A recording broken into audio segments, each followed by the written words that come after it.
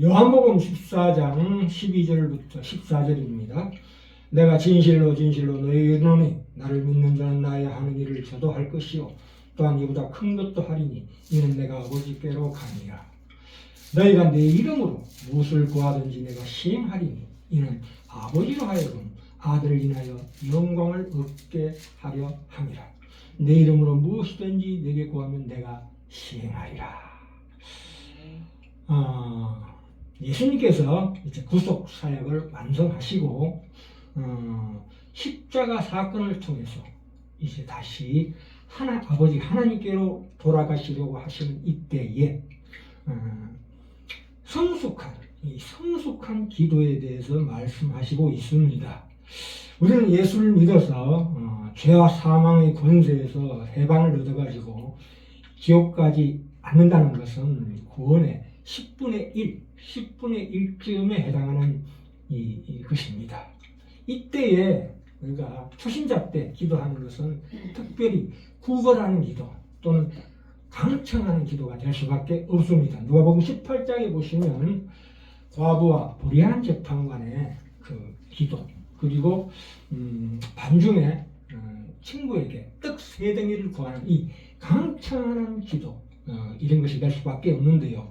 근데 나머지 10분의 9, 그러니까 성숙한 기도는 어떤 것이냐 할 때에, 그러니까 이제는 하나님 아버지께서 그분이 하시는 어떤 일에 대해서 우리에게 이제 비밀이 없다.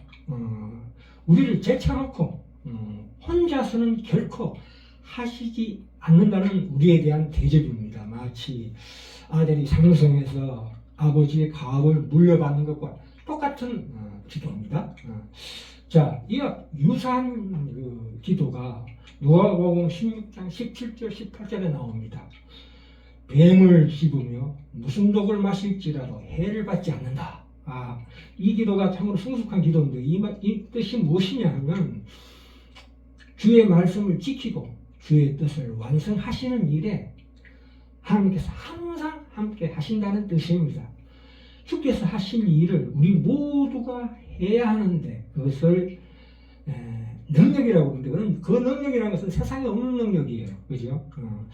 신자가 반드시 걸어야 할 인생이 이와 같다. 이런 뜻의 기도를 말씀하고 있는 것입니다. 자, 요한복음 14장 12절부터 14절에 나오는 말씀 다시 한번 살펴볼까요? 12절에 보시면 나를 믿는 자는 나의 하는 일을 저도 할 것이요 또한 이보다 큰 것도 더 큰 일도 하리니 에서 그 뒷구절, 내가 왜 이런 말을 하냐 하면 이는 내가 아버지께로 감이라 인데요.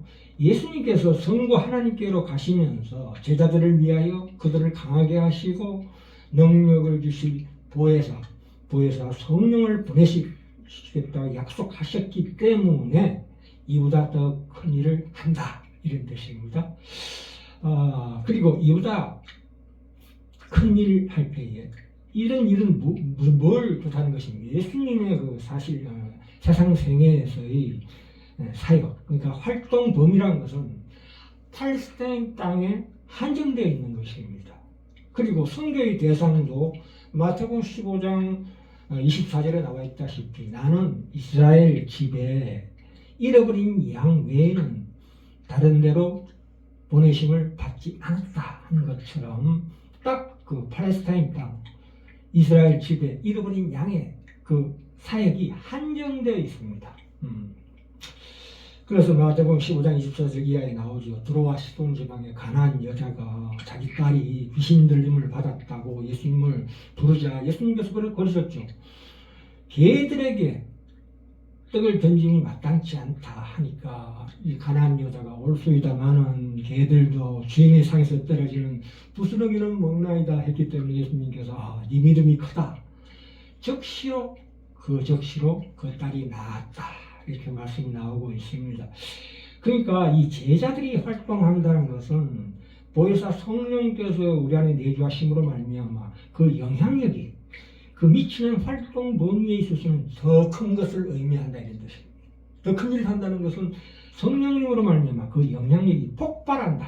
그래서 이 구원의 복음이 이방 세계 많은 사람의 마음에 하나님의 지배를 실천하는 것이 될 것이기 때문에 예수님께서 아버지께로 가시면서 13절 나오죠. 그래서 너희가 내 이름으로 예수님의 이름으로 구하는 것이 바로 이런 것이다, 이런 뜻입니다. 여기서 내 이름으로라는 것은 예수님과 한 몸 된, 말하자면 영적 생명 안에서 그 속에서 중보자가 되신다. 그래서 하나님의 뜻대로 기도하게 해주심으로써 하나님께 받아들여지게 된다, 이런 뜻입니다. 그러니까 여기서 무엇이든지라는 것은 그의 이름으로라는 그 한계, 그 제한을 받고 있다는 뜻입니다. 쉽게 얘기해서 하나님 뜻 안에서 하는 기도, 그것이 성숙한 기도라는 뜻입니다.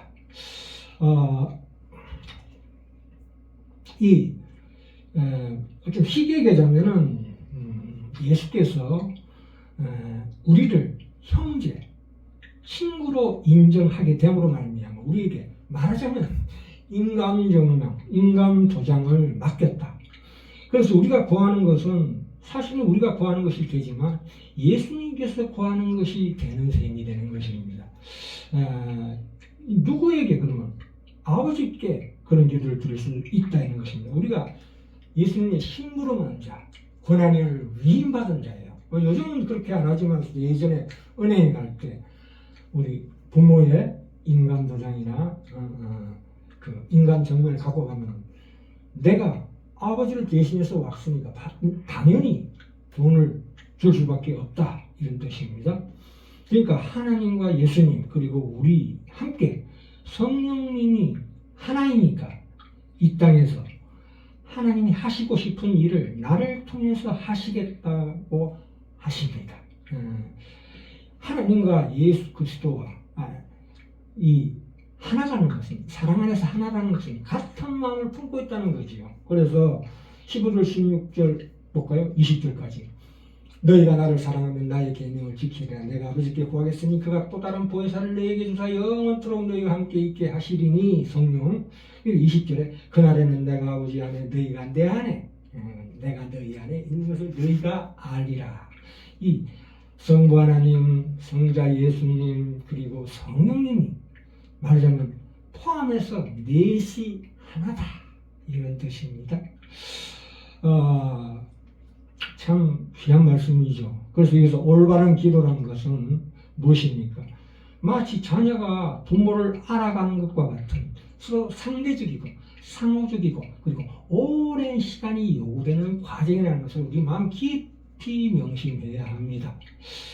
어린이는 아버지에게 언어를 배우게 되어 있습니다. 어머니에게 언어를 배우고 있습니다. 그러니까 아기가 젖달라고 우는 게 바로 이 구걸하고 강청하는 기도죠. 그러면 당연히 주겠지요만은 점점 성장하면서 응답은 적어지지만 이제 아버지를 닮아가고 그 아버지 일을 대신할 수 있는 하나님의 진정한 자녀로 성장해야 된다는 얘기예요. 마치 아이가 부모를 통해서 말하기를 배우듯이 우리는 하나님의 말씀, 이 진리의 성경을 통해서 기도를 배우게 됩니다. 그러므로 하나님의 마음과 하나 되기 위해서 나를 스스로 조율하게 되는 것이고 치유하게 되는 것이다. 이것이 바로 우리 기도입니다. 우리가 참 우리 인간의 언어라는 것은 너무나 피폐되어 있고 망가져 있습니다. 우리 인간의 마음만큼이나 혼란스럽고 피폐되어 있는 이 언어가 말하자면 그 주기도문 있죠. 그 누가복음 11장 1절부터 4절 마태복음에도 나오고 있는 것처럼 그 주옥 같은 기도, 하늘에 계신 아버지 이름을 거룩히 여김을 받으시오며, 이런 기도를 읽고 그 들을 때에 자기의 희노애락의 감정을 표현하느라 그 메말랐던 그 은혜에 진정한 말씀의 생명의 생기를 회복하게 되고 자기 애의 그 포로가 되어 있던 그 욕망이 해방됩니다. 하나님을 향하게 됩니다. 그렇지요. 그리고 이 고대로부터 이 이름이라는 것은 나의 이름, 내 이름으로라는 이 뜻은 무슨 뜻이냐면 열왕기상 8장 29절에 나와 있습니다. 내 이름이 거기 있으리라 하신 곳이다. 이 솔로몬이 성전을 짓고 난 후에 기도할 때에 29절에 나오죠.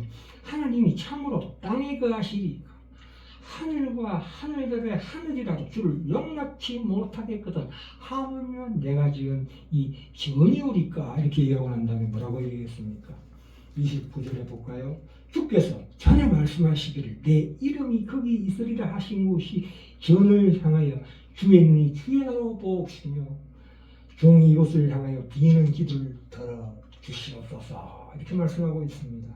참 그래서 하나님의 이름을 둔 곳 그게 성전이죠. 그 성전이라는 게 무엇입니까? 신약에서 성전이신 예수 그리스도께서 하늘로 올라가시고 그 대신에 성령께서 우리 안에 내주하심으로 말미암아 너희 몸이 성전이다. 그렇기 때문에 내가 하는 일보다 더 큰 일을 너희도 하게 될 것이라는 뜻입니다. 자, 우리 마지막으로 그러면 우리가 구하려는 것이 과연 무엇인지 하나님께서 분명히 아시죠. 전지전능하신 하나님이십니다. 그러나 하나님께서는 우리가 말하고 행하려는 것이 무엇인지 당연히 아시지만 우리가 그리 하기로 잘 결심한 것들을 통해서 당신의 목적을 이루시고자 작정하시는 것입니다. 우리의 기도가 그 하나님의 그 목적의 기도를 그 일을 일으키는 일련의 원인에 포함되도록 하나님께서 우리에게 그것을 위임해 주셨다. 우리의 기도는 하나님께서 큰 목적을 두고 이루어 가시는 그 일에 가장 중요한 시발점이 되는 것이다. 원인이 되는 것이다. 이렇게 말씀하고 있습니다. 자, 이런 맥락에서 우리는 예수 그리스도의 이름이 무엇인가 하는 것을 확실하게 성찰할 필요가 있습니다. 그 이름은 무엇보다도 그분께 속한다는 의미입니다.